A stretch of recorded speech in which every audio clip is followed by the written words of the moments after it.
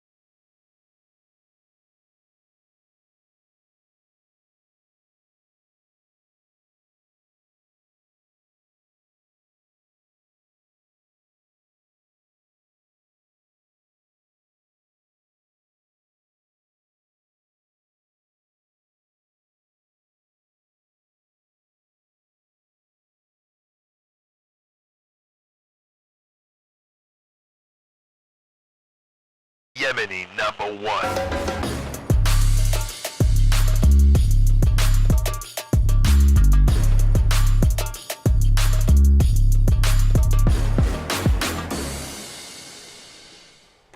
Yo, what up, everybody? It's Mike Eshaq and Nick Simmons. We are going to be in Tampa at Side Splitters July 6th. Gonna be crushing it. Can't wait for you guys to come out, get your tickets. You can get them at Side Splitters. You can even go on my website, mikefromdetroit.com. It's gonna be a killer show. If you guys don't know Nick Simmons, he is one of the funniest motherfuckers I know. One of the nicest guys I know, and he's a rising star. He's blowing up. What? I don't want that nice shit getting out there. But you are nice. Stop. Come on, bro. You are nice. For how you look nice as fuck, bro. You are nice as fuck. That's fair. You look nice, and you are nice. No, but you look like from far away, someone would look at you and be like, I don't know. But then once they talk to you, man, you're just really down to earth, buddy. I'll take that. Thanks. Yeah, same with you. Thank you, buddy. I look like a terrible person. I know that shit. And then when people find out I have a cat, it's over. Yeah, then they meet you and they're like, I was right. Yeah, I was right what? That I'm a terrible person? Like, only terrible people have cats? Is that what it is? Both. Yeah, I got a crazy cat lady inside me, buddy. How you been, man? How's the road been with Brian Callen? It's been good. It's been good. But like I was talking with you about before, it's just like getting used to these, like, I always have to take those early flights.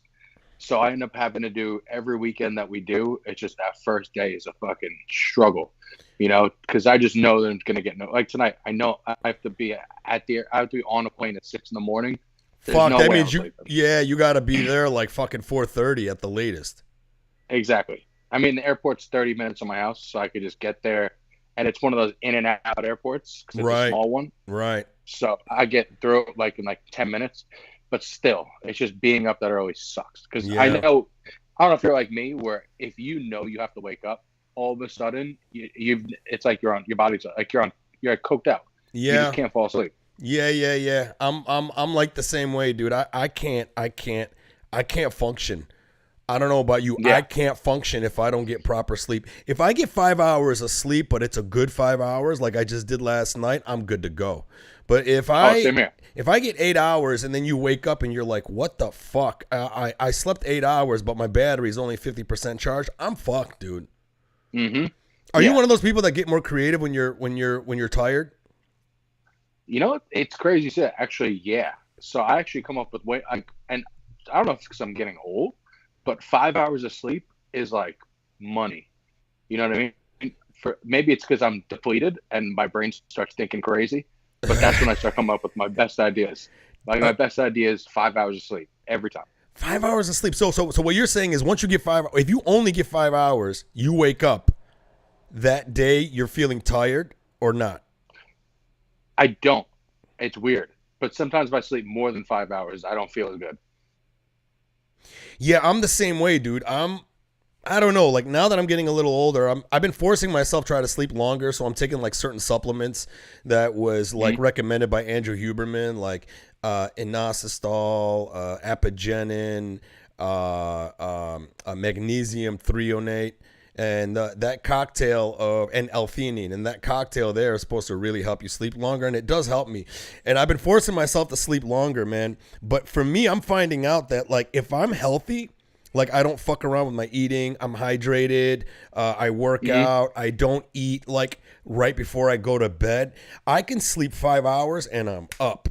But if I go out and I'm drinking and I'm eating pizza and I'm eating whatever, I have to sleep 8 hours. Like my body, like if I don't have an alarm clock to wake me up, I will wake up at 8 hours. And if I wake up at 8 hours naturally, that means I wasn't treating myself good yesterday.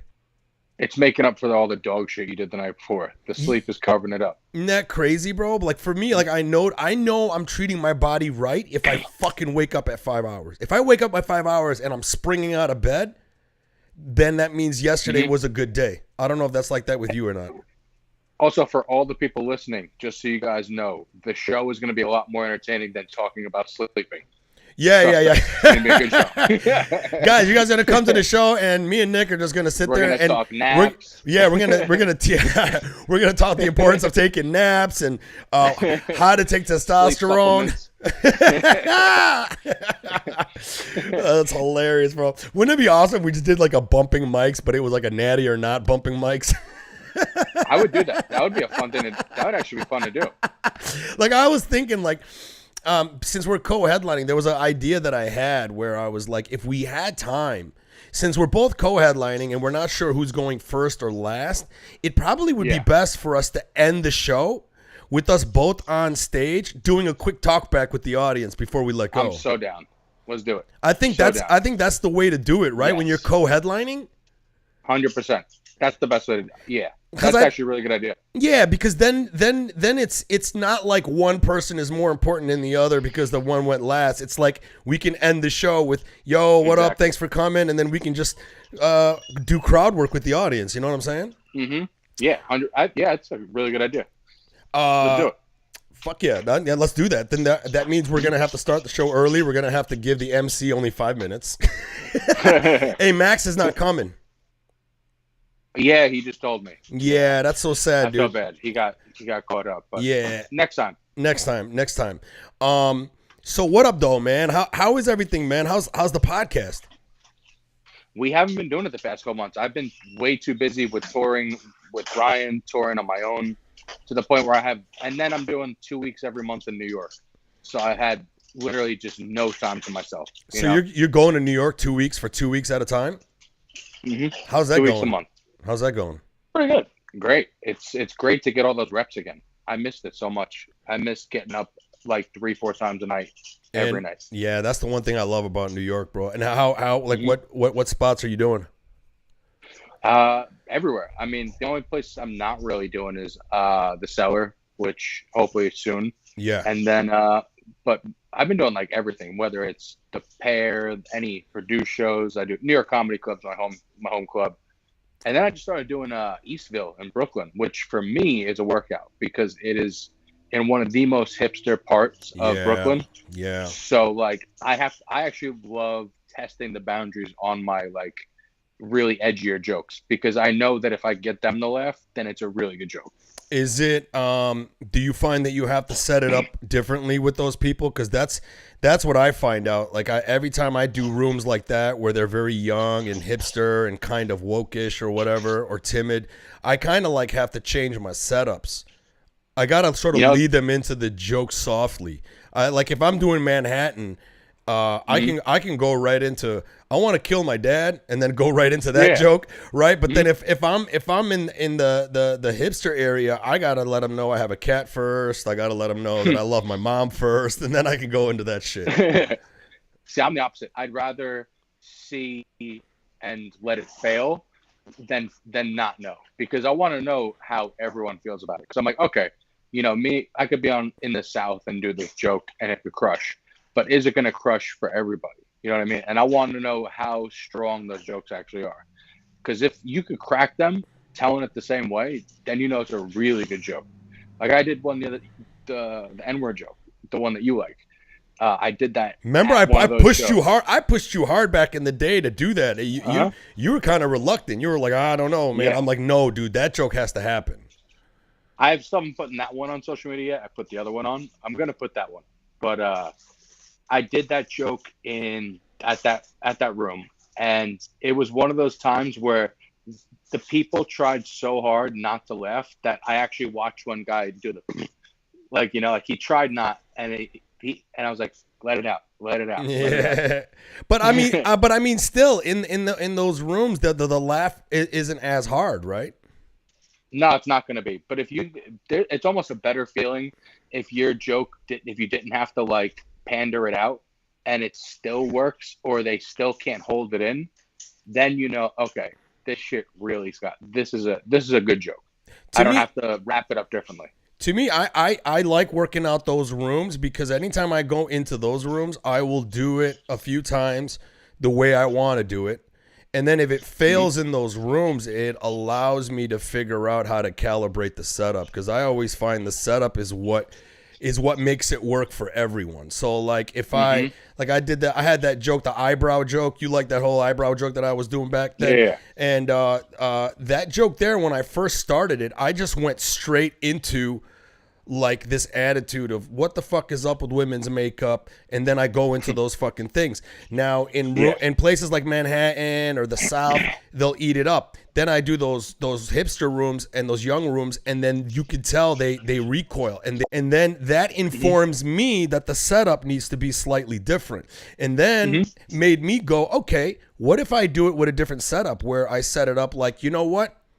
I think 90% of women are crushing it in the makeup game. The women in this room, y'all are fucking killing it.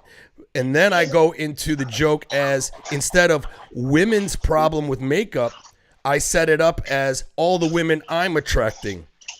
And then I find that just that little tweak made it work everywhere. Does that make sense? No, it does. Yeah. Do you ever do that?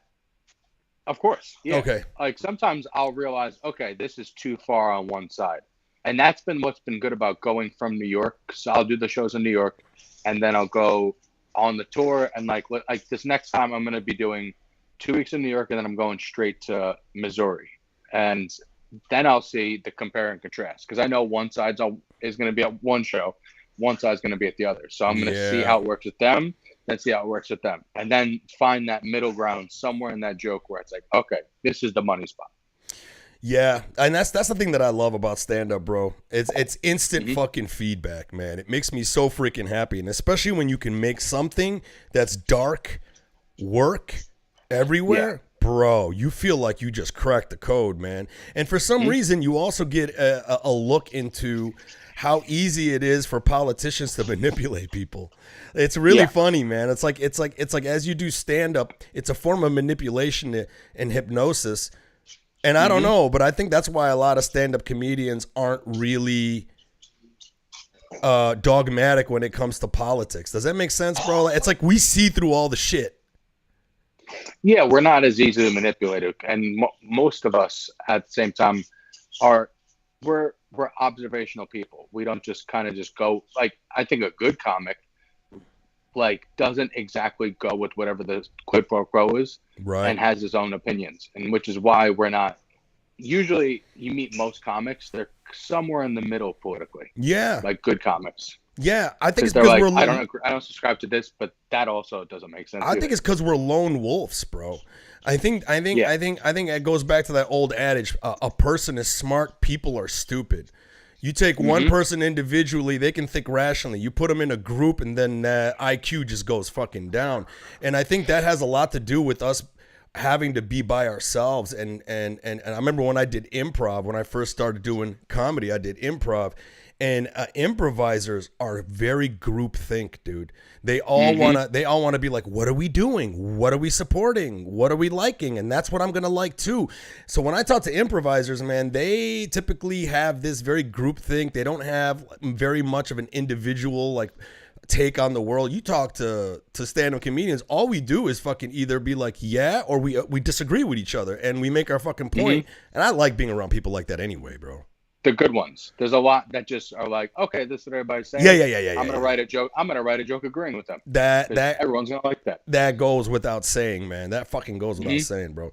You know what though? Here's another thing. Do you notice a lot of comics, and you don't do this, but a lot of comics, so you don't wear shorts on stage, right? That's a thing. Yeah. Right? Well, that's my calves, but yeah. Right. What'd you say? I said I want them to see my calves, but you don't work out your calves? No, I do, but they're just genetically just never going to be great. I just have accepted it at this point. But you blast them still?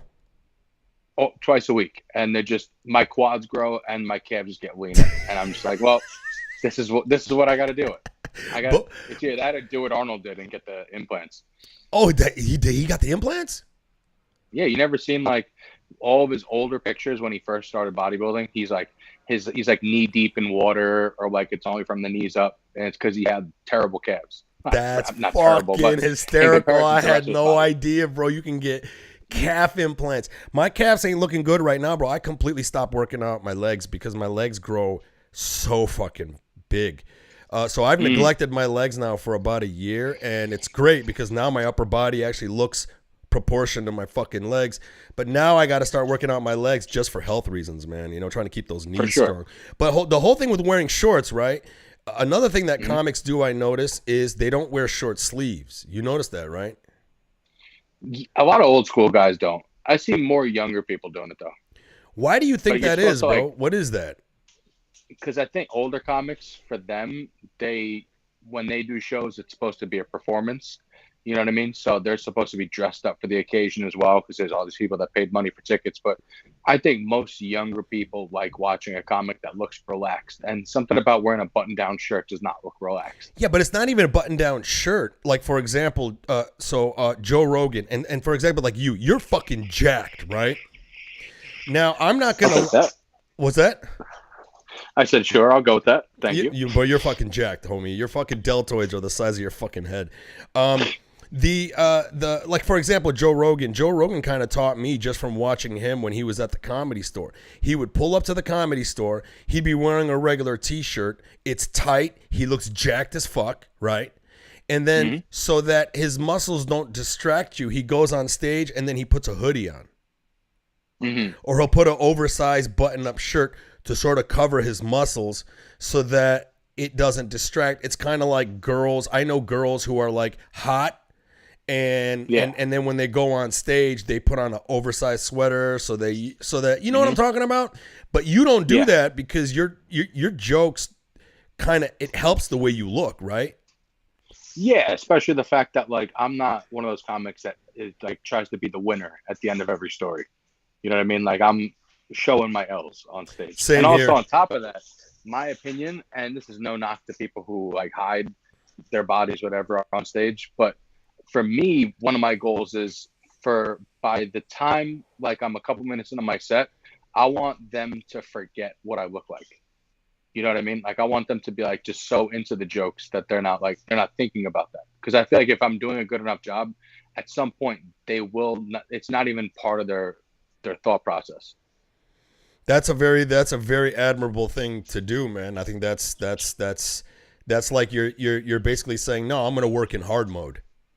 Yeah, I mean, it's like I'm going to be me on stage, and me is not hiding my body, you know? Right. Like me is being as me as possible, and that's what I want to be on stage, as me as possible. Yeah, for me, I find that I have to sort of like every so often cover the way I look in a fucking t-shirt. I find that if I cover up my arms, like I put a jacket on, the jokes hit harder. And, Probably. And then if I'm actually showing off, which I don't got anything like what you look like, I have to start off with my self-deprecation jokes. I have to. That's what I find out. Like, because of the way I look, I go on stage, people right away are judging me douchebag, hates reading, you know, all that fucking shit. And if I don't do my self-deprecation jokes at the top, I have a cute cat, I have a hard time dating, the rest of the fucking set doesn't vibe well. Do you find that? Do you find that you have to sort of like show your L's? I used to do that. I used to feel like I had to do that. And then now I just said, fuck it. I'm going to just make you like me. And how's that working? It's actually going pretty good. I completely dropped the whole self-deprecating at the beginning. I don't have to do like a icebreaker. I used to do like an icebreaker at the beginning of every set. And I'm like, I felt kind of like I was doing something that like I hated doing it. And I'm like, I'm not going to make them listen to something I don't even like doing. You know what I mean? Yeah, I mean, I'm not into it. I mean, I'm starting to like those jokes because I've been like working them out more. But in the beginning, man, I remember just going, God damn it, I gotta fucking do this shit. But now it's getting to the point where those jokes are fun and I'm enjoying it. And I'm actually getting to the point where, oh yeah, that's fucking great. But and then I notice that I feel better because people now really see who I am. Does that make sense? Mm-hmm. Because it's like I'm showing them I'm actually a softie on the inside. And then when I go into that fucking dark shit, they are on board, bro. I actually started as of like 2 months ago, opening up with one of my like not my closer, but a joke that could be my closer as my opener. And from that, it hits hard enough where they just go, okay, we're on board. Yeah. To me, I can suss out the room, man. If I go into like a regular comedy room and I'm like, they're here for comedy, no fucking problem. But if I see those woke rooms, I'm just like, all right, dude, cat jokes up the front. No, I've been doing the opposite with those woke rooms. I do the opposite too. You know, the trans joke that I have that I posted on Instagram pretty recently. Yeah. I've been opening with that for them just because I'm like, here's what we're gonna do. Yeah. And how's that been going? Some fails, some hits. It really hasn't missed yet because it's not a joke that's negative. You know what I mean? Right. So they already see from the beginning that it's a good joke and it's not an attack. It's just good wordplay. Yeah. So they're just like, okay. They're like, all right, I trust him. That's fucking awesome, bro. He's not gonna steer me in a bad way. That's fucking awesome, bro. So in terms of like working out real quick, you blew me away. I went on your TikTok today. And I'm going to pull the picture up of RFK. If anybody doesn't know who RFK is. He's fucking yoked, right? Yeah. Like I heard him on Joe Rogan's podcast, and he sounds like he's 5 breaths away from dying. The way he talks, right? He talks like he's burping. I'm like, why the fuck we listen to this motherfucker? I remember when hearing his voice, I'm like, who's this guy that's halfway dying? Then when I watched the video of him on Joe Rogan, I'm like, nah, he looks like an old man. Then I saw this fucking picture that you posted on your thing, and that motherfucker is jacked, bro. Mm-hmm. And you're saying I can't see your screen, but yes, he is jacked. Yeah, he is jacked, man. I mean, I'm blown away. Like it's making me want to take more testosterone right now. Like, yeah, I mean, he's definitely going to be if he became president, he'd be the first president on TRT, which would be pretty dope. Yeah, I would love that so much. Which is no pun intended, pretty dope. Fucking dope as fuck. Yes, it'd be awesome. Man, like what would that do to the country, man? Well, I think everyone would just start taking roids then. Yeah, I mean, someone actually posted in my comments, they're like, make America swole again. And I kind of like that as a slogan until I realized it's MASA. And I don't think anyone wants to say massa out loud. Massa? Kind of has some bad connotations to the word. So maybe not so much. It's almost like mass. Make America swole. Just mass. Make America swole. You never heard the word massa before? No, what's massa? That's like in like slave movies, like what they call, the massa. Oh, yeah. Massa, yeah. Oh, shit, I didn't even fucking think about that, bro. Fuck, so man. That might not work. So how much, okay, so we agree, like the guy, hold on. How old is RFK? No. No. RFK Jr. Yeah. How old is RFK Jr.? Bro, he's 69. Yeah, of course he's taking. Of course. In all reality, someone at that age who's not taking it is going to be less healthy than someone who is. Yeah. Like, the fact that he's taking it is showing that he takes care of himself. Like, there's people in my comment sections on TikTok that are like, oh, I don't want someone who's on steroids. And it's like, you realize all he's doing, it's like the equivalent of if you were diabetic getting insulin. You know what I mean? Sure. You're giving yourself what you don't have already in your body, what you're lacking. Yeah. A lot of people, so you could live an optimal life. A lot of people don't realize that there are steroid doses and then there's testosterone replacement therapy doses, which is what I'm on. I'm on a very low dose, and I've actually brought it down lower, buddy. I'm down to 150 a week. I'm at like because it's hard to measure it out because it's a 300 milligram vial, and I'm injecting using sub-Q needles into my shoulder. Mm-hmm. I was injecting every day. So you're doing every day in the shoulders? I was shooting every day into the. Why are you giving me that look? because you're going to develop scar tissue. You got to move around. You got to do shoulders. You got to do glutes. You got to do quads. Yeah, but they're It should tiny. be a constant move around. It doesn't matter. You're going to still develop scar tissue if you're doing it in the same spots over and over again, especially on a daily basis. Not good. Well, now I'm at every other day because I was doing every day 15 milligrams a day, which I think came out to about 105 a week, right? So 15 times 7 was about 105 a week. Now I'm doing 20 milligrams every other day. So that roughly brings me up to about 60 to about 70 or 80 a week. And what are your levels at on your most recent blood work? So when I was doing every day 15 milligrams at 105, I didn't like it, bro. My total testosterone was at 1200. My free testosterone was really high. It was at 50.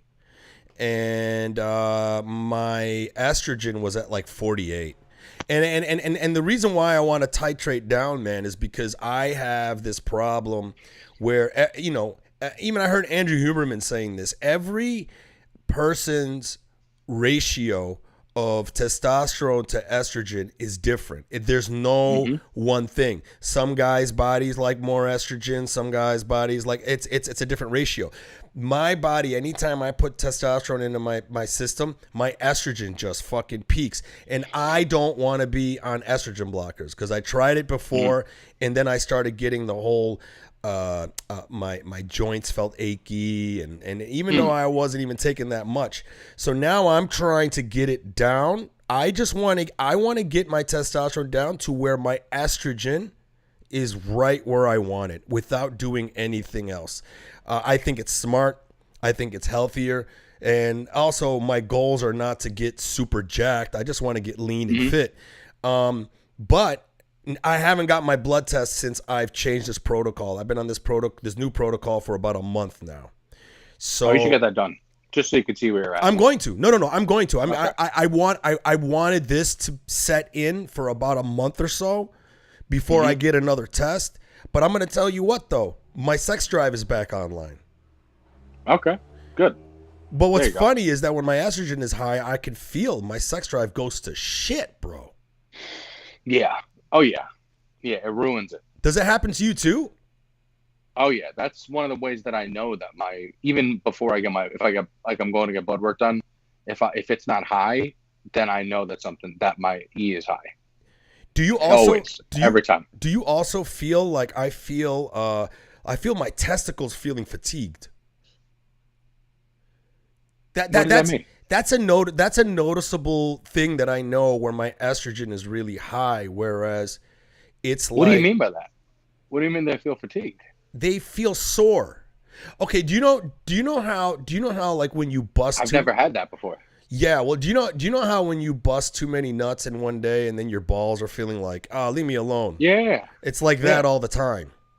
Oh, yeah. Okay. And I think I've never had that before. I think it's because that's crazy. I think it's because how my body is. I think my testosterone is like, yo, you got too much testosterone. We're shutting down the production of LH and FH. Is it FSH? FSH and LH. Luteinizing hormone, and then the other one is drawing a blank, but I know what you're talking about. Yeah, it's the part of your brain that tells your testicles to keep creating what it needs to create. I think that when my shit's too high, bro, that and then I notice it. So then I'll have sex, and dude, my refractory period is so long. Like I don't even feel like having sex for maybe even a couple of days. Even longer. Yeah, that's how I know. So like to me, it's like I'm super sensitive to testosterone. I don't think I could be a bodybuilder. I think if I did do it, it would just really wreck me. Probably. Yeah. I mean, you'd have to take estrogen, like something for the estrogen if you were going to take that kind of dose. And I did do that, and I didn't like it. I just didn't like how I felt, bro. So to me, I'm just trying to get it down. So right now, I'm roughly around 70, 80 a week. I'm going to get it tested again, but I can already tell I feel good. Because I can have sex and then the next day I want to do it again and the next day I want to do it again. When I was taking like too much, when I was at 105, I was just like, man, I don't even think I could fucking perform right now. Yeah, when your E is up to, you start getting you get like 3/4 chub. It's kind of a wet noodle situation. Yeah, it's a turtling. What the fuck are you talking about? And you're like, what am I taking this for? My dick turns into a clit, bro. Yep. But what's your estrogen usually at? Like when, let's say if you're at 150 right now. I could tell you right now. Actually, I have to take a minute to pull up. I mean, mine's usually in like the 25 range. And then your total? I've been around 900 lately. Or no, 900 to 1,000. Damn, bro. Depending on each month, yeah. Even okay, so when you go up to like 300 to like jack up, how high does it go? I haven't done that in a long time. I'm not sure. It would probably be very high. Have you had it tested around then? No, I haven't gone over that in over 200 in years. Wait, it's been a long time. Because I could have swore like a couple of years ago when you were here, you were back up to 300 and then back down to 150 again. No, I was at 200 back then. Okay. Or 250, maybe 250 at the most. Man, you'll take 200, 250, and your testosterone will be 900 to 1,000? Yeah. What is that? Why is it that if I take less, my shit goes so high? I don't know. I mean, you might just react differently to it. Everyone reacts differently. Well, and that's why I'm glad I'm getting blood tests often, dude. I get every 3 to 6 months usually, just to fucking see how the hell you know. Mine's a mandatory 3 months. Oh, you do it every 3 months? Mm-hmm. That's great, bro. But you're saying that, like, what do you think about doing it every other day? I think that's great. I think it's great if you have the patience for it. It's just me. This is my problem. I'm so all over the place lately between everything. Where there's days where I forget, and then it's like 2 days later, I'm like, oh my God, I totally forgot. Damn. You know? I never forget. Yeah. Hold on a second. So how many times you pin? I do twice a week. You do twice a week at 75 milligrams. Mm-hmm. Okay. Yep. And what days on the week do you do it? Like Tuesday and Friday? I usually do Monday, Thursday. Monday, Thursday. You don't feel early like Monday, late Thursday. Would it be better if you parse that out into 4 injections instead? Yes, it would. But I just know that I'm not going to be on top of it, and I'm going to end up all over the place. You know? Oh wow. I do every other day because I don't want to deal with the dip. I feel you. It's probably better that way. I mean, there's a lot of people that do it daily too, and it's just like that's great and all, but it's just like trying to remember to do that. No pun intended, but it's a pain in the ass. You know. All I do is I preload my syringes for the week. Okay. I preload. That makes sense. I preload all my syringes. Sometimes I'll do 2-3 weeks of syringes just ready to go. So when I gotta do it, I just boom, pin, done, move out. But here's another thing. When I'm on the road, I can't really just bring one loaded up. I got to keep it in the bottle, or else it's gonna look a little sketch. No, you know? I bring them preloaded. Nobody says shit. Really? I take it to other countries. See, I was worried about that. Here in America, nobody says shit. They don't give a shit about your meds, man. Those people are looking for bombs. Yeah, I mean, mine's prescribed, but I just didn't want to have to deal with it, you know? Nah. Like have to like go in and then answer questions, and now I'm late for my flight. Bro, I've been doing it for years. Never had one fucking problem, bro. Interesting. Not even one freaking problem. But here's another quick question before we move on, man, because I know you're an expert on this fucking shit. Is my testosterone at 1,200 because I pinned the day that I got my blood test? It was probably spiked that day for sure. But that day I was I was doing it every day anyway.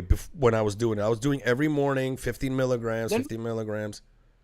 It's tough to say. I mean, that you'd have to gauge over looking at blood work and when you've pinned before your blood work, because I mean, in reality, you're at your peak, not right after the shot. It's like around like what 24 hours is like when your full peak is. Oh. You know.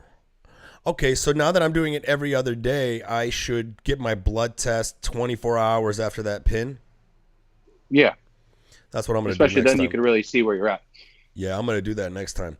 So RFK, man, what do you think, dude, in terms of like how much do you think he's taking? I think he's taking if I had to say, he's taking just a TRT dose. I think maximum 200 milligrams. But the guy, from what I hear from people, the guy is super focused on fitness. Like, the guy takes his health very seriously, takes fitness very seriously. I had no works idea. out on a regular basis. Like, it's no joke to him. Like, this guy, he pumps. So I'm not shocked. Like, he doesn't look geared out. Like, he just looks like someone who's taking, like, a healthy dose. Yeah, it seems like it, man. I need to get as lean as him, man. He's fucking pissing me off right now, bro. I'm just like, what the fuck am I doing wrong?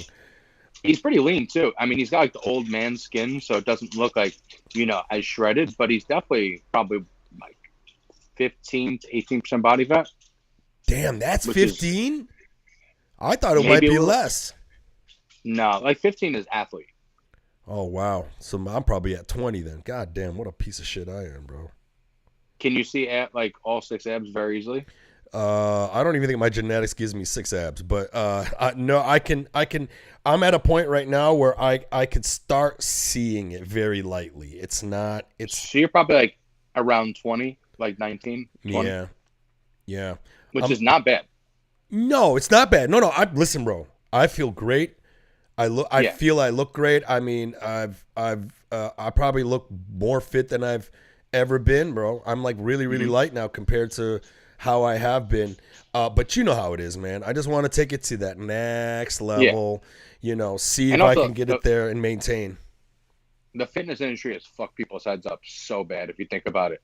Just because everyone's like, oh, I have to be 10% body fat. 10% is ridiculous. That is, you're in the 1% of the 1%. Like, if you're at 15% body fat, you're in the 1%. Imagine 10. 10 is almost like, you're not even going to feel good at 10%. Like, every time I get down to 10, like, I'm probably at like 12, 13 right now. When I was a couple weeks ago, I was like 7 pounds lighter, and I was like really lean. And I was like, oh, I feel like shit. And everything I ate started to taste good, and I'm like, nope, this is not good. Yeah. That means my body's just loving any nutrient it gets in his body. And it's like, unless you're doing a photo shoot, there's no reason to be that lean. Yeah. Like 15% is great. Yeah, you're 100% right about that, because the leaner I get, there is a point of diminishing returns where my body goes, well, fuck you. We're not your sex drive. I'm turning it off. All your happiness, I'm turning it off. I'm just gonna stress you the fuck out until you eat some berries or some shit. It's almost unsustainable. And then even if when you listen to these fitness models talk about it, they will literally say, hey, when you see me in a photo shoot, right after that photo shoot, all those abs are gone. Everybody that I know that competes, like, I mean, if you're a competitive bodybuilder, the next day you look ridiculous because you're all carved out. It's not the best stage look, but it's like an insane, huge pump because your body's just like finally taking in all these carbs and all your muscles are full as fuck. But give them like a week and a half, and they went from 6 to 8% body fat to like 15. Yeah, like to me, I think I want to get down to 12, just to get to that to see if I can do it and then maintain at 15. I think that would be perfect for me, bro. 15 is great. Like, you go to the beach at 15 and you are in better shape than everybody there. Bro, I go at the beach at 20 and I don't look that bad compared to a lot of other people. I do forget that sometimes. Like, I'm fucked up in the head, so I'm always like, oh, I'm not lean enough. Like, my girl's like, I want to go to the beach. And I'm like, oh, I feel fat. And then I get there and I'm like, oh, everyone is obese. Yeah. You know what's funny, bro? Is someone like, because I remember when we first met, when we were starting getting to know each other, I was like, hey man, why do you like getting so jacked? And you looked at me and smiled and goes, I have body dysmorphia. Yeah. It's fucking crazy to think someone like you going to the beach, be like, I can't go now because I look fat. That is fucking ridiculous, bro. You've never been fat. I've never known you fat. I've been fat. And it's so not funny, me and what my not girl get ready. not When me and my girl getting ready, it's just two people asking, "Do I look fat in this? Do I look fat in this?" Buddy, It's just two ladies. Even when I've known you, you've never been fat. No, I mean, you haven't known me fat. After my hernia surgery, I was fat just because I couldn't work out for like 6 months. So I just sat on the couch and ate steamed dumplings and Chinese food for like 6 months straight. And I literally looked like Hey Arnold because my face blew up from all the salt. And like I got up to like 240. Fuck. And I was big still, but there was a lot of fluff on top. Was this while you were in LA? No. Yeah, This is that's what I'm saying. ago. I didn't. A long time ago. I mean, I've seen you go up and down in terms of like getting cut and then up to like where Oh, do you you're want bulking. to see a picture? Go type in Nick Simmons comedy on Google. There should be a picture of me with my arms folded in a V-neck shirt, and that was like right as I just started getting back in this, like not back in shape because I'm not in shape in that picture, but I was definitely thick. Let me see. I'm pulling it up right now. Internet's kind of slow because we're streaming. Images, right? I should be able to see it in the images. Yeah.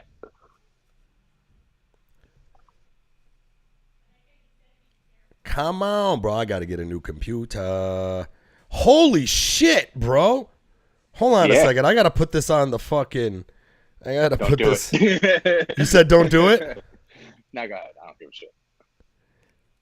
Holy fuck, bro. Like, straight the fuck up, man. I'm like, you don't even look like yourself. I know. I didn't feel like myself at that weight either. Hold on. Let me see if I can pull it up for people to see real quick. I know I got to do this here. Downloads. Bro, computer's so slow, bro.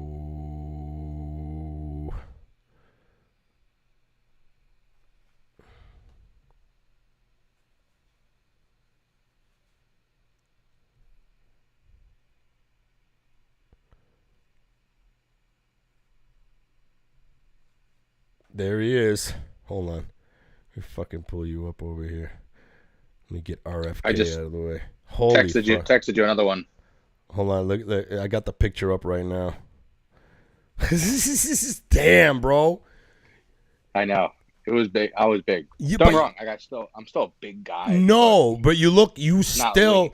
yeah, and that's the fucking thing that a lot of people probably don't realize, man. If you really want to look jacked, just fucking lose fat. Look at the one I just texted you. Let me see here. Where's my phone? Oh, god damn, bro. Okay. Put it on the fucking camera. Holy shit, guys. Look at that. This fucking fat fuck. I'm so glad bro. It's blurry. I'm not going to lie. This is disgusting, bro. Disgusting. Don't ever fucking... I was like 6 months no working. I couldn't work out and just like depression from not working out. So it took me like a minute to be like, okay, let's get back in shape. And a little bit of test and a little bit of, what did I take? Anavar? That helped. That helped a little bit. I've never taken Anavar. Is it worth it? It really because I heard it makes your muscles really hard and it lowers SHGB. Yeah, and it gets rid of visceral fat, which is like not the subcutaneous type. It's like the fat around like the organs and stuff like that. So it's good, and your waist will appear trimmer. You're going to look leaner on it, and you're going to look harder. But, I mean, it's not something where you're going to be like, whoa, he's on gear. It's more of like something you do like if you're already lean and you take it, you're going to look great. But if you're not lean, I don't really see that much that you're going to really notice besides like your strength is going to go through the roof. Is it even worth taking, though? I mean, there's a lot of side effects? No, not really.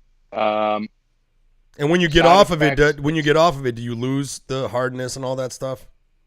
I mean, you're gonna lose like that look of it, but everything you gain on it is pretty hard. It's not like D-Bol where you're gonna lose because there's no water retention with it. So it's kind of just like whatever you gain with it is gonna stick with you for a while, as long as you maintain your workouts afterwards. Yeah. But for me, it's almost pointless because I don't want to get any bigger. I'm already as big as I want to be. Yeah, you can't get any bigger, bro.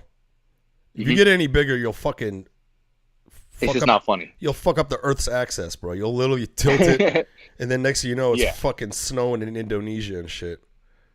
I'll tell you what, though. After those fat days, when I got abs again, I looked crazy because I was huge. I weighed like 220 lean, so I was like fucking big. I looked crazy when I fucking leaned out. Damn, bro. Hey, check it out, dude. Can you really quick? I gotta go check out something real quick.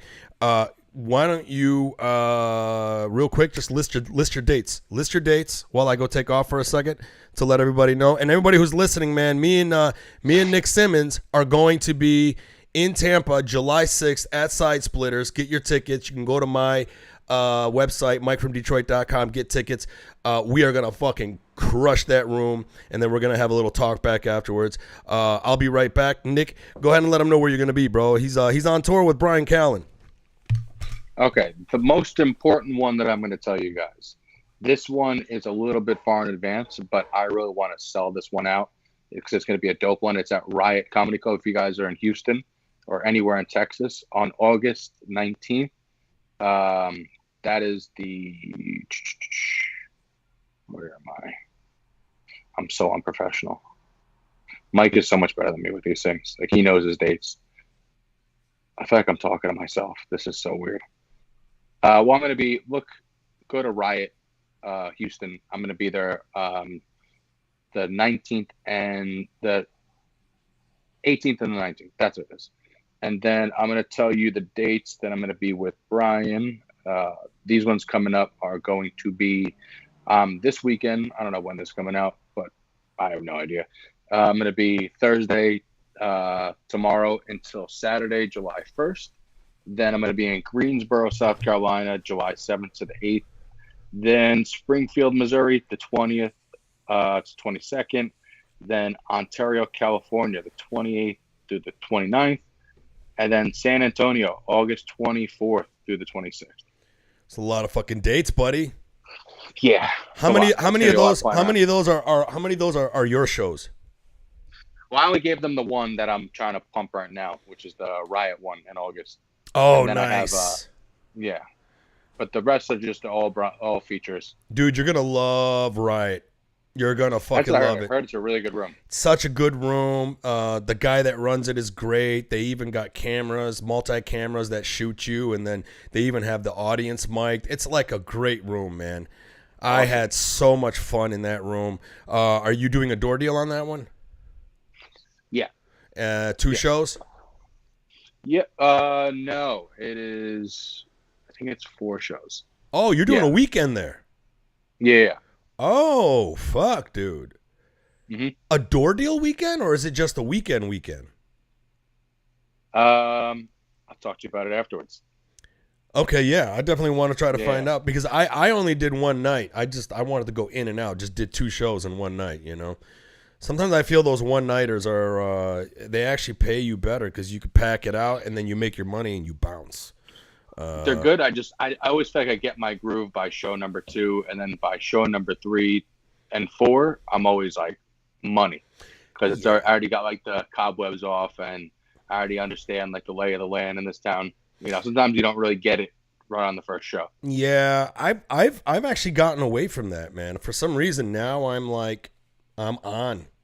Even if I haven't like been doing shows for a while, now I kind of like it because if I haven't been doing a show in a few days or even a week, that first set now is starting to get better because I guess I've gotten in the mindset of I like the fact that when I perform, it now comes off more conversational because my brain is still trying to what am I talking about? What am I talking about? So then it comes fresher. Does that make sense? Yeah. You know, it's been a great thing I've been doing, and it's something I got from a lot of other headliners, is and I've been getting so much new material from this, is during my set, like somewhere towards the end, I'll do like a improv type of section where I let the audience yell out topics, and I got a riff on those topics. Oh, that's great. I've honestly gotten like 2 really solid bits out of it, like 5-minute bits from just like, and it's not from just one. It was from like, oh, like the next week I did this, and this connected really well with that. And it's like, I got some really good shit out of it. So, I mean, of course, there's going to be some fucking flubs where you're just like, You know, Yeah. For sure. Yeah, I think I'm gonna try to start doing that. I was wanting to do what, like, headliners like Adam Hunter does. Like when I open for him, he does his material, he does his freaking show, and then he leaves 10 minutes at the end just to do crowd work. So he gets done with his set. He goes, "That's my set, guys." Blah blah blah, and then he just talks to the audience, and then he just starts fucking doing crowd work and stuff. And I think that's a great way to do it. But this whole like getting people to fire off suggestions, that's fucking awesome. That's definitely like something I want to do. All Mark Norman's clips are pretty much, that. That is true. Like, he's not wasting. He's not burning material because it's just something he riffed off of something he said to the crowd. Yeah, that's right, bro. But you're burning more material though, right? On your Instagram and stuff. Most of the stuff you're putting up is material, right? But I don't even consider it that anymore. Because guess what? Everything that I do now that I put online, like, people come out, and when I don't do one of those jokes, people are like, I told everybody you had this really good bit about the condoms. I was hoping you were gonna do that one. It happens at every show where I miss something. Someone in the crowd is like, I wish you would have done this. I love that joke. I've had that too, man. I have. But have you ever noticed that any of the jokes that you put online that blew up, when you get a door deal show and people come to see you, that when you do that joke, it hits, but it doesn't hit as hard as it should have? Nope, because I made a promise to myself that I'll only put a joke online if I could rewrite it differently and better. So everything that I've put online so far already has new tags and and there's a better version of it. Yeah, I mean, I'm like that too. Like when you come to see the stuff that I did online, some of the stuff that I put online is just a segment of that joke. Yeah, I don't ever put up the full joke either. Yeah, it's a segment of that joke, but still, I find that when I hit that segment, maybe it's just in my head, but it feels it's definitely like in your head, because if anything, like that condom joke, right? That one that blew up, which is fucking that great. Joke hits so much harder now than it's ever hit, ever, and more people have seen that than ever. Like a total 17 million on TikTok, 8 million on Instagram. That's bad. And still, like, especially because of the new tags that I've added to it, it hits so much harder. Like that honestly wasn't even that wasn't even like a great bit before, until it hit really hard online, and then it used to be like kind of a throwaway joke. Yes. That I would just do. And then once I realized, people really like this joke, I got a different confidence in that joke, and now it hits like a heavy hitter joke. It's funny how that is, right? Because sometimes there are bits that I put up online, and then that thing fucking blows up, and I'm like, wait a minute.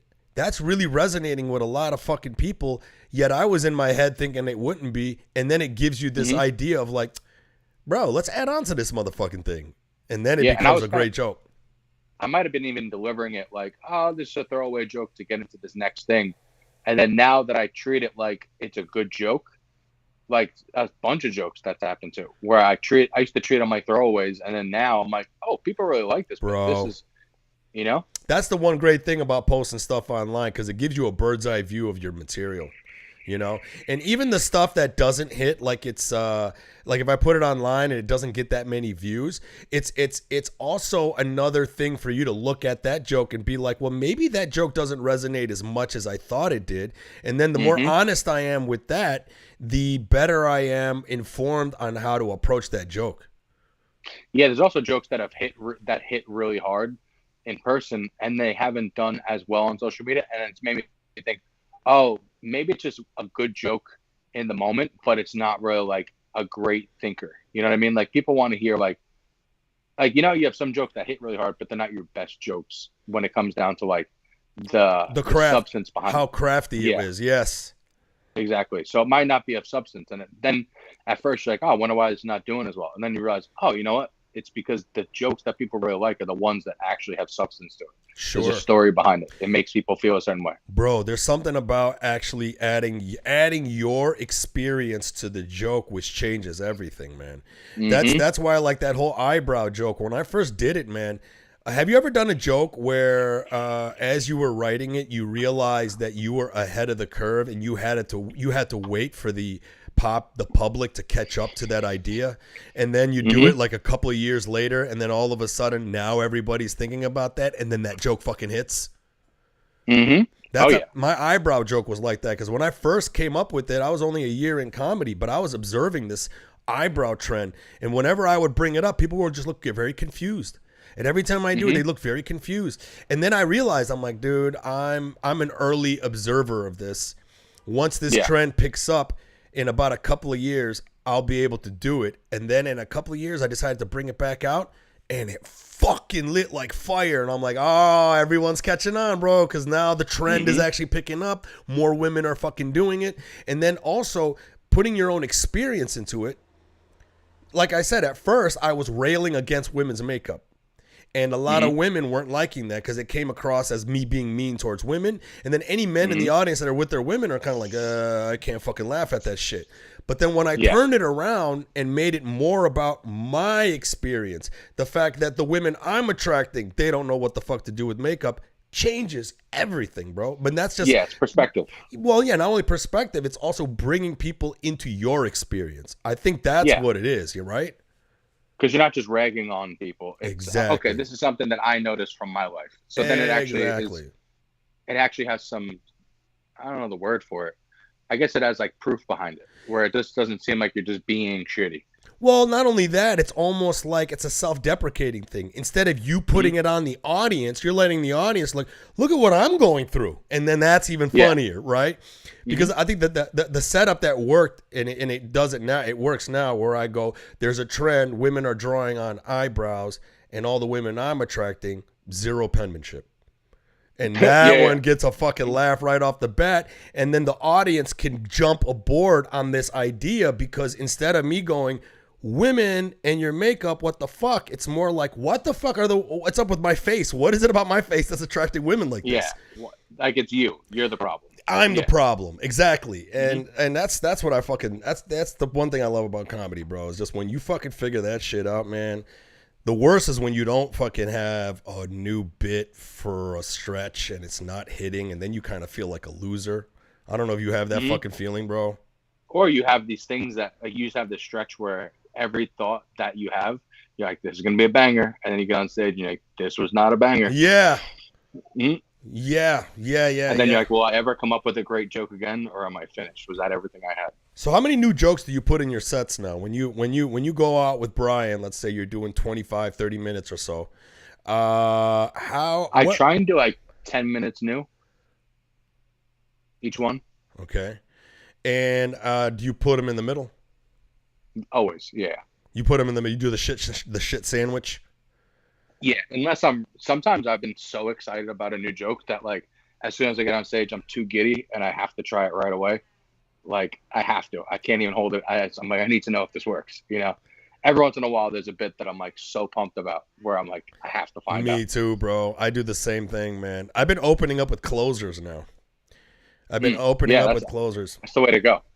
Yeah. And it makes the rest of your set have to be stronger. Oh my God, does it, bro? Because you raise the bar so high, and now you got a higher jump to fucking achieve towards the end, you know? And it also makes you see what jokes aren't that strong. Because if a joke can't really follow that, it's like, was this joke that great to begin with? My boy Trey Stewart, you know Trey Stewart? I know the name. You should know Trey Stewart. He's a Detroit comic. He just got passed at the Cellar. Whenever you're in New York, bro, you should fucking hit him up, man. He's really fucking funny. What the fuck was I just gonna say? I don't know. I just got distracted right now. What the fuck were we just talking about? I don't know why my following a joke with Oh, Trey Stewart is has great advice the way he does. He goes, every joke I write, I try to write it as a closer. Mm-hmm.